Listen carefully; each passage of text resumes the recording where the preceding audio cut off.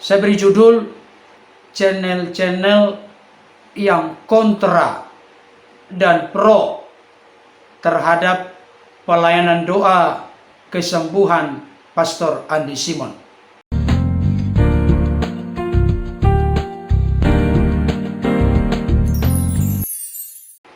Shalom, salam sejahtera dalam kasih Kristus.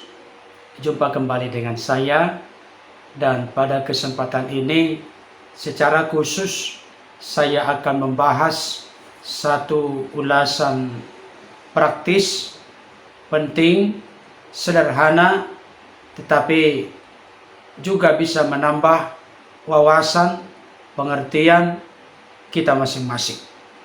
Saya beri judul channel-channel yang kontra dan pro terhadap pelayanan doa kesembuhan Pastor Andi Simon. Bapak Ibu Saudara yang dikasihi oleh Tuhan, negara kita Indonesia adalah negara yang berdasarkan hukum, di mana setiap masyarakat Indonesia diberikan keleluasaan untuk menyatakan pendapat, dan tentunya itu dilindungi oleh undang-undang. Tetapi di sisi lain, kita perlu mengerti dan memahami, meskipun kita diberikan keleluasaan dan kebebasan untuk mengeluarkan atau menyatakan pendapat, bukan berarti kita kebablasan. Tetap ada kontrol, ada batasan, di mana jangan sampai mengganggu kenyamanan atau pribadi orang lain. Saudaraku yang dikasihi Tuhan, di tengah-tengah bangsa Indonesia yang begitu pluralistik atau majemuk, baik dari segi suku, agama, ras maupun golongan, itu adalah fakta yang tak terbantahkan, realita atau kenyataan yang memang benar-benar ada di tengah-tengah negara kesatuan Republik Indonesia. Saudaraku dikasihi Tuhan, perbedaan bukan menjadi sesuatu yang perlu ditangisi dan diratapi. Perbedaan itu indah ketika disikapi dengan sebuah kedewasaan. Nah, pada kesempatan ini saya akan menyebutkan sejauh yang saya mengerti dan pahami channel-channel Kristen yang kontra dan pro terhadap pelayanan doa kesembuhan Pastor Andi Simon.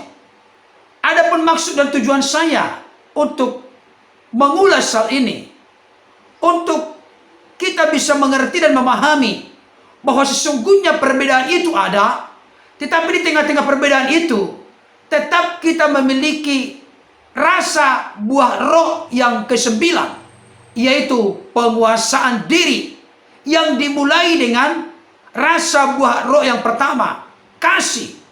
Di dalam kasih tentunya pasti ada penguasaan diri.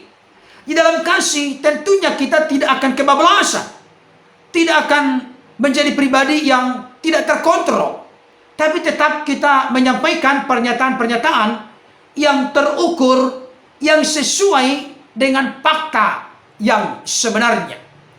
Kita harus menghindari hal-hal yang memfitnah, menjelekkan, menuduh orang lain sebagai sesuatu yang tidak berdasar dan hanya dengan maksud dan tujuan untuk merendahkan orang lain dan menganggap diri kita sendiri yang memiliki kebenaran absolut.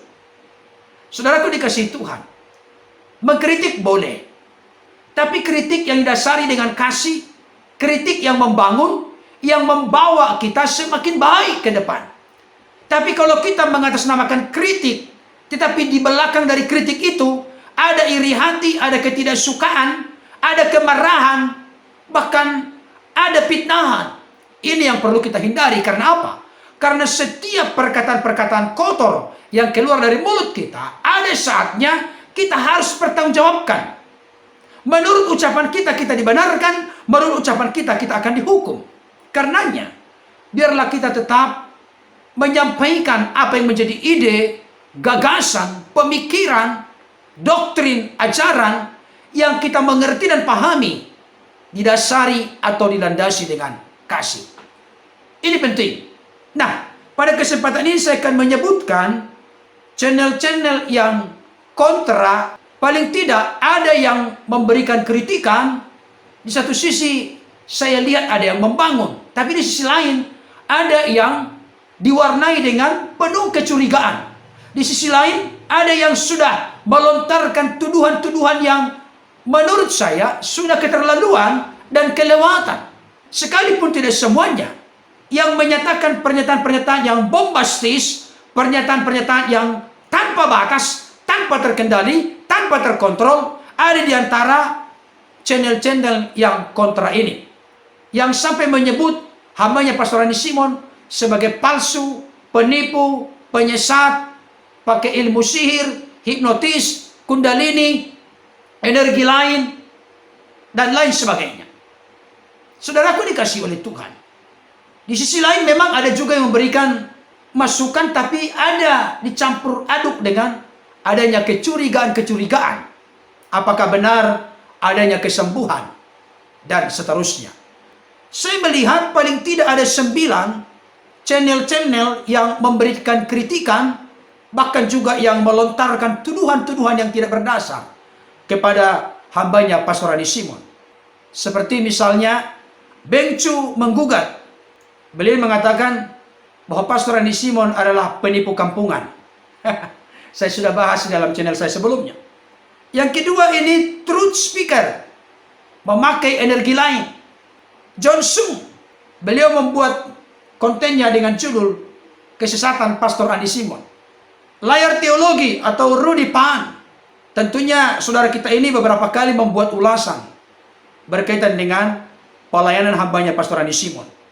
Sang Debaters, Pendeta Muriwali Yanto Matalu, yang akhir-akhir ini cukup dikenal atau dipahami, dimengerti oleh cukup banyak publik. Bilang kepada Andi Simon, apa yang dia lakukan itu dari setan itu. Itu Pendeta Muriwali Yanto Matalu. Itu berkaitan dengan kolam Bethesda, kolam baptisan, kolam kesembuhan. Saya sudah memberikan ulasan tegas tentang ada juga hal-hal yang positif kita dapatkan atau kita terima dari orang-orang yang kontra, selama itu bertujuan untuk bentuk koreksi dan peringatan kepada kita. Bagi saya sah-sah saja atau no problem. Pendeta Dr. Mangapul Sagala bersama dengan timnya STT Trinity, yang mana mereka ini memberikan beberapa kesimpulan, baik hal-hal positif yang dilakukan oleh hambanya Pastor Andi Simon maupun yang berpotensi negatif. Tetapi di satu sisi saya melihat ada hal-hal yang baik yang menyentuh yang disampaikan oleh Pendeta Dr. Mangapul Sagala. Bahkan di satu sisi saya lihat beliau adalah orang yang mendukung hambanya Pastor Andi Simon, secara khusus berkaitan dengan bagaimana Pastor Andi Simon mendoakan orang-orang yang tidak sama keyakinannya dengan kita. Itu terlihat dari pakaian-pakaian khas yang dipakai oleh orang-orang yang datang untuk didoakan oleh Pastor Andi Simon. Beliau mengatakan, orang-orang yang tidak seiman dengan kita, beragama lain, ketika datang bisa nggak sembuh? Bisa. Bisa sembuh. Beliau kasih contoh dengan seorang lumpuh yang digotong oleh 4 orang dibawa kepada Yesus. Ketika Yesus melihat iman mereka, mereka di situ adalah orang yang membawa atau menggotong orang lumpuh itu, diletakkan persis di hadapan Yesus. Berarti yang dilihat oleh Yesus adalah iman dari keempat orang yang menggotong itu, bukan iman orang yang lumpuh. Artinya, iman kita juga bisa dipakai oleh Tuhan, oleh perkenanan Tuhan dalam kedaulatan kehendak Tuhan untuk membawa pemulihan dan kesembuhan kepada orang-orang lain yang tidak seiman sekalipun dengan kita. Dalam hal ini, Pendeta Dr. Mangapul Sagala mendukung Pastor Andi Simon. Berikutnya, Pendeta Henry Tandianta. Ini sangat keterlaluan. Pendeta jalanan dijamin palsu, pakai ilmu sihir, hipnotis, tipu-tipuan. Penyihir dari Samaria mirip dengan penyihir dari Samarinda. Padahal sebetulnya bukan Samarinda ya, Balikpapan. Dan yang terakhir adalah saudara kita yang masih muda, ganteng, tapi ketika berbicara bawaannya kelihatannya sombong, merasa diri paling benar, yaitu Patrick Smith. Halo Patrick Smith, apa kabarmu?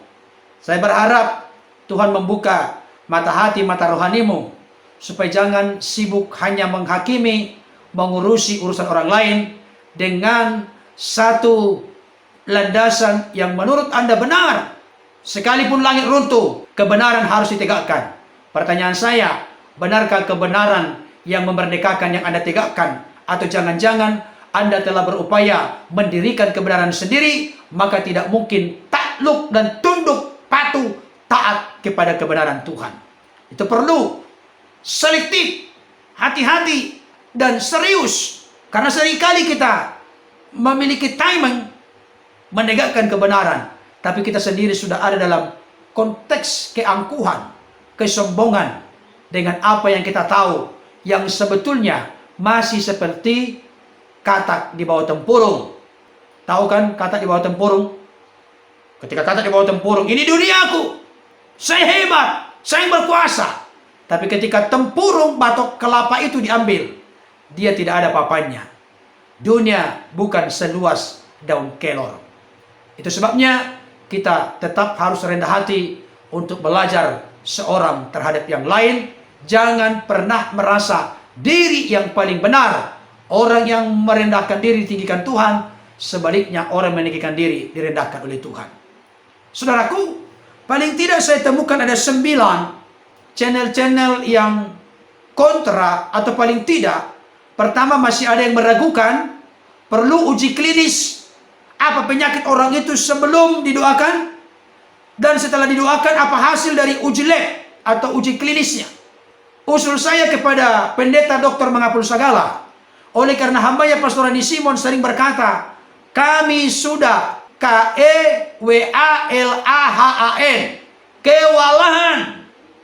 Oleh karena itu, supaya kecurigaan dan keraguan dari pendeta Dr. Mangapul Sagala, termasuk yang lain, misalnya layar teologi dan juga STT Trinity, saya mendorong pendeta Dr. Mangapul Sagala membentuk tim untuk memeriksa orang-orang yang sebelum didoakan apa sakit penyakitnya, apa hasil laboratoriumnya, dan setelah itu didoakan oleh Pastor Andi Simon. Setelah itu dites kembali apakah benar sembuh atau tidak. Saya mendorong hambanya pendeta Dr. Mangapul Sagala bersama dengan STT Trinity mungkin bisa kolaborasi dengan layar teologi Bapak Rudipan untuk menyelenggarakan ini.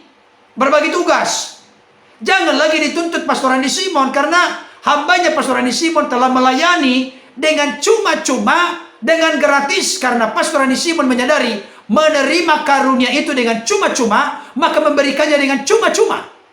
Oleh karena itu, sekali lagi kepada Bapak Pendeta Dr. Insinyur Mangapul Sagala MTH, saya mendorong untuk Bapak berkenan bersama dengan STT Trinity membuat satu tim untuk menyeleksi itu. Jangan lagi disuruh Pastor Andi Simon, karena beliau sudah terlalu sibuk, terlalu kewalahan.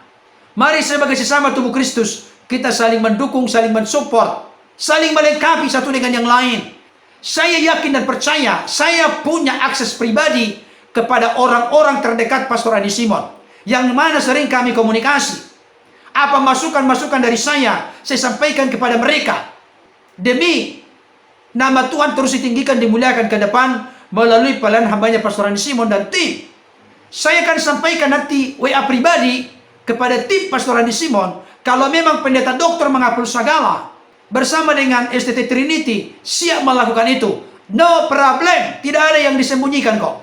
Semuanya transparan.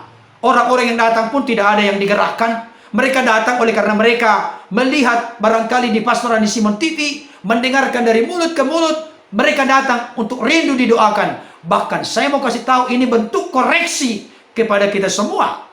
Kenapa bentuk koreksi?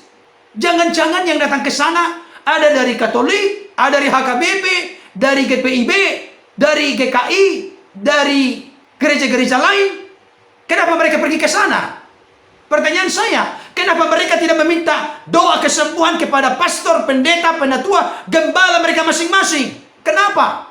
Tolong ini dijawab oleh orang-orang yang kontra, bahkan suka memberikan kritikan, termasuk juga lebih dari kritikan, tuduhan-tuduhan tidak berdasar. Kenapa mereka datang ke sana? Kenapa bukan kepada pastor mereka, pendeta mereka, penatua mereka, gembala mereka? Kenapa? Jawaban saya, hipotesa, kesimpulan sementara. Karena pendeta-pendeta tersebut, gembala-gembala tersebut, penatua-penatua tersebut lumpuh, tidak bisa berbuat apa-apa. Ini perlu saya tegaskan untuk kita. Saya akan membahas di bagian yang kedua tentang channel-channel yang pro dengan pelayanan doa kesembuhan in Jesus name yang dilakukan oleh hambanya Pastor Andi Simon dan tim. Nantikan ini semakin indah, menarik. Mana yang lebih banyak? Apakah yang kontra atau yang pro? Saksikan keseruannya di bagian selanjutnya. Tuhan Yesus memberkati. Amin.